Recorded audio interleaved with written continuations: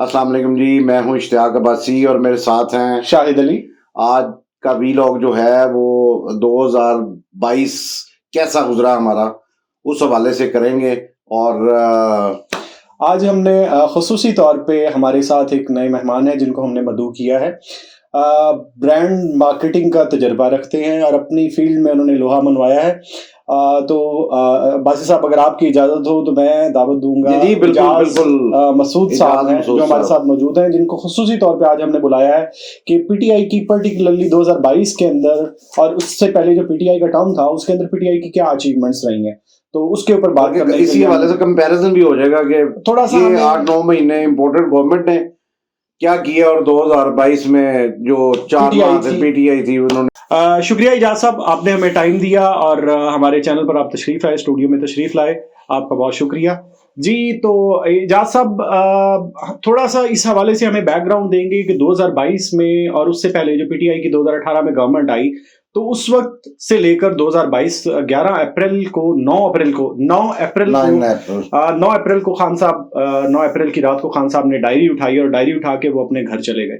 तो ये था पीटीआई का ड्यूरेशन। तो इस ड्यूरेशन में शुरू में पीटीआई की गवर्नमेंट को चैलेंजेस क्या थे और उसके बाद उन्होंने कैसे कोप अप किया और अचीवमेंट्स क्या थी, थोड़ा सा इस पे जरा रोशनी डालें आप। अस्सलाम वालेकुम, आपको भी और आपके साथ आपके देखने वालों की मैं बहुत मशकूर हूँ कि आपने मुझे अपने प्रोग्राम में इनवाइट किया। अगर हम पीटीआई की बात करेंगे तो सबसे पहले इस चीज़ का आपको अंदाज़ा और बिल्कुल अपना ख्याल में मद्देनज़र रखना चाहिए कि पीटीआई ने जिस तरह से कोविड के दिनों में या जो ओवरऑल पूरी दुनिया को जिसमें अपनी लपेट में लिया हुआ था कोविड ने, उन्होंने जिस तरह से इसका मुकाबला किया, इसका हमें इस चीज़ से इदराक होता है कि यूनाइटेड नेशंस और WHO इन दोनों ने इमरान खान पीटीआई गवर्नमेंट की इंटरनेशनल लेवल पे तारीफ की। और इवन सो कि उन्होंने किस तरह से बेस्ट थिंग जो थी कि लॉकडाउन जब लगाया गया, बाकी मुल्कों ने पूरे मुल्क बंद कर दिए और लोगों को निकले, उसकी वजह से इकोनॉमिक एक्टिविटी का शटडाउन हो गया। लेकिन इमरान खान ने कहा कि हम ये बात आपकी ठीक है, बिल्कुल सही कह रहे हैं। और बस उस वक्त अगर हम देखें तो पूरी दुनिया मुकम्मल तौर पर मुल्क पूरे बंद हो रहे थे, लेकिन पीटीआई की गवर्नमेंट, अच्छा उस वक्त इस पे क्रिटिसिज्म भी फेस करना पड़ा था उनको। उस वक्त पीटीआई की गवर्नमेंट ने स्मार्ट लॉकडाउन का एक इनिशिएटिव लिया कि हम पूरा मुल्क बंद नहीं कर सकते, हमारी इकोनॉमी हमें इस बात की इजाजत नहीं देती कि हम पूरा मुल्क बंद कर दें, हम selective areas, particularly target areas जो है ना उनको हमने बंद करना। बिल्कुल। और इसमें इसकी मिसाल मैं दूंगा इंडिया से कि इंडिया एक बहुत बड़ा मुल्क है और मोदी ने वहां पे पूरे मुल्क में लॉकडाउन लगा दिया। और जब उन्होंने लॉकडाउन लगाया तो इंडिया की तो वैसे ही तबाही हो गई थी, बहुत ज्यादा डिस्प्लेसमेंट थी, क्योंकि लोग इंडिया में जो डेथ रेशो थी वो मेरे ख्याल से पूरी दुनिया में सबसे ज्यादा थी और सबसे ज्यादा डेथ इंडिया में हुई है कोरोना की। बिल्कुल। लेकिन एक चीज के जैसे हमारे लॉकडाउन इस तरह से लगाया गया कि लोगों को अपने घरों को या अपने होम टाउन्स में पहुंचने का मौका मिला। इंडिया में लोग एक से दूसरा तीसरे सूबे क्रॉस करके जाना था और वो बीच में ही कई हफ्ते बीच में स्टक रहे हैं। उन्होंने ऑन रोड या in the middle of nowhere उन्होंने टाइम गुजारा, इससे भी लोगों का नुकसान हुआ। लेकिन at the same time Imran Khan ने, पीटीआई गवर्नमेंट ने इस चीज को रियलाइज किया।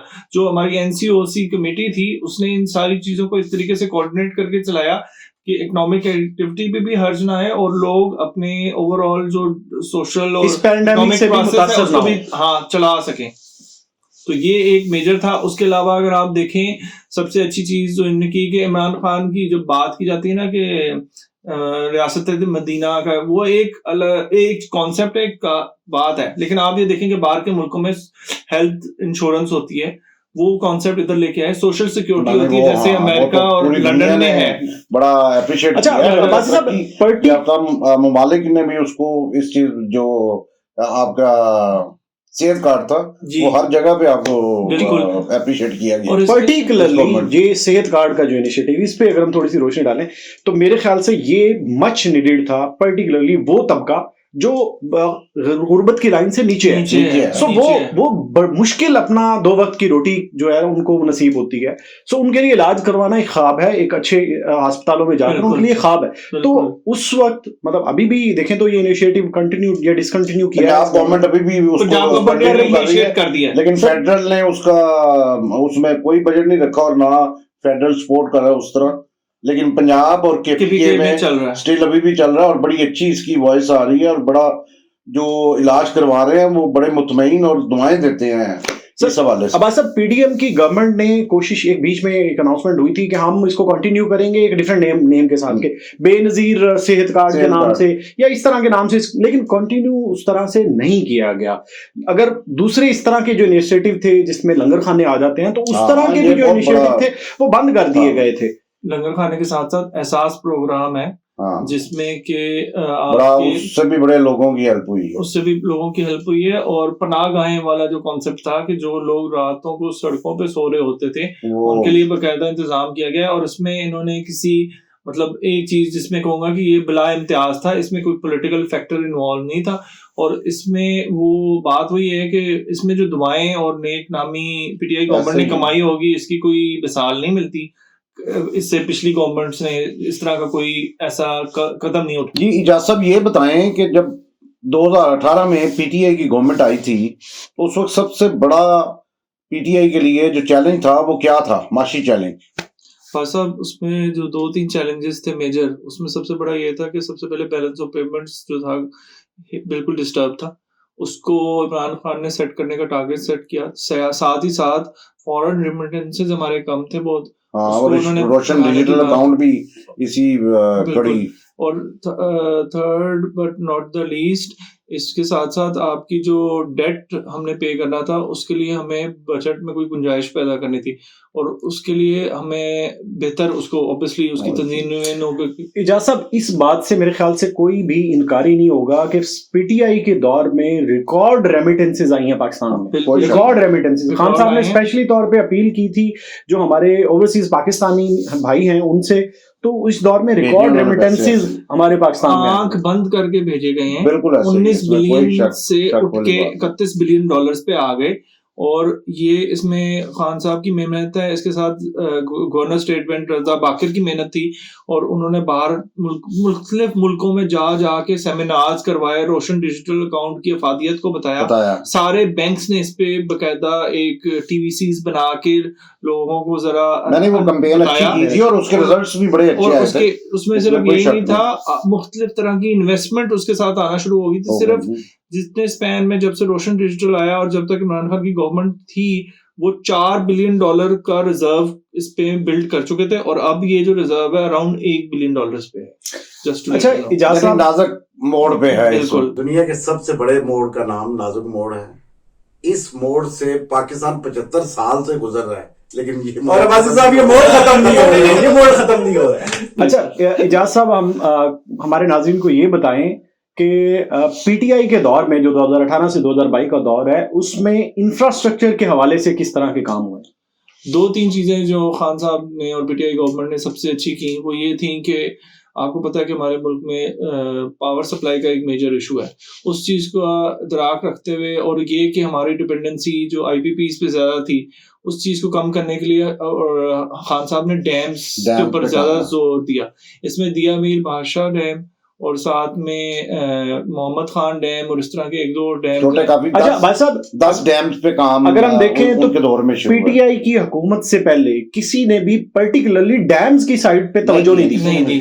कोई भी हुकूमत आप उठा के देख लें, पहले आती रही है, नून लीग है, पीपीपी है, मुशर्रफ का दौर है, उससे पीछे अयूब का दौर है, किसी ने भी डैम्स के ऊपर तवज्जो नहीं दी। आपके टाइम पे काम हुआ था, लेकिन वो भी इजाज़ साहब कंपैरेटिवली इतना बेहतर काम नहीं हुआ। मुशर्रफ साहब के दौर में वगैरह इन्होंने महल अच्छा नो डाउट के लिए मुस्लिम लीग नून के दौर में शायद कुछ इन्होंने प्लानिंग लेवल पे काम हुआ, लेकिन एक्चुअली एग्जीक्यूशन जो है वो पीटीआई के दौर में स्टार्ट हुई। हाँ बिल्कुल ऐसे। लेकिन इसके साथ साथ जो दूसरी चीज हुई वो ये हुई कि पे भी इमरान खान के दौर में सबसे ज्यादा काम हुआ, और इसकी सबसे बड़ी मिसाल ये मिलती है कि चाइनीज गवर्नमेंट ने अभी पिछले दिनों में इसकी एक तरह की उन्होंने अप्रिसिएशन डाली है कि जी सीपैक के ऊपर सबसे अच्छा काम इमरान खान के दौर में। तो इस चीज को भी हमें मद्देनजर रखना चाहिए, क्योंकि डिस्पाइट कोरोना, डिस्पाइट एवरीथिंग, मतलब जो कि हम पीछे डिस्कस कर चुके हैं, मतलब उसके बावजूद इतना सब कुछ हो रहा है, हेल्थ कार्ड भी चल रहा है, सीपैक के लिए फंड्स की अवेलेबिलिटी का होना इन हालात में एक बहुत बड़ा चैलेंज था, और येट उस सब के साथ रखते हुए ये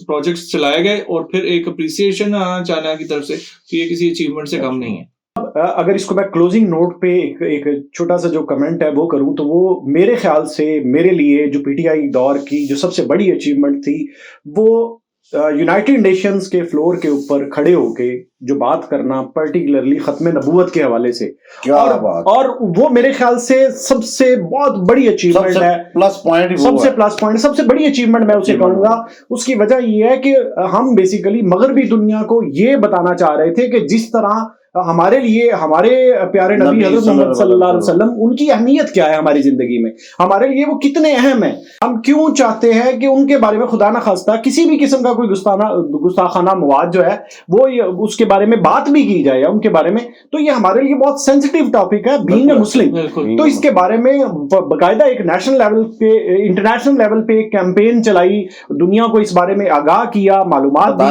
बिल्कुल ऐसे ही है। तो मेरे लिए ये सबसे बड़ी दो राय नहीं। जो खान साहब ने वो तकरीर की थी, उसके बाद उस रेजोल्यूशन को एक्सेप्ट करते हुए यूनाइटेड नेशंस ने 15 मार्च को डिक्लेयर किया कि बिल्कुल अनाउंस कर दिया था उन्होंने 15 मार्च हमारे प्यारे नबी सल्लल्लाहु अलैहि वसल्लम के लिए कि जी एक डे में मनाया जाएगा, ठीक है।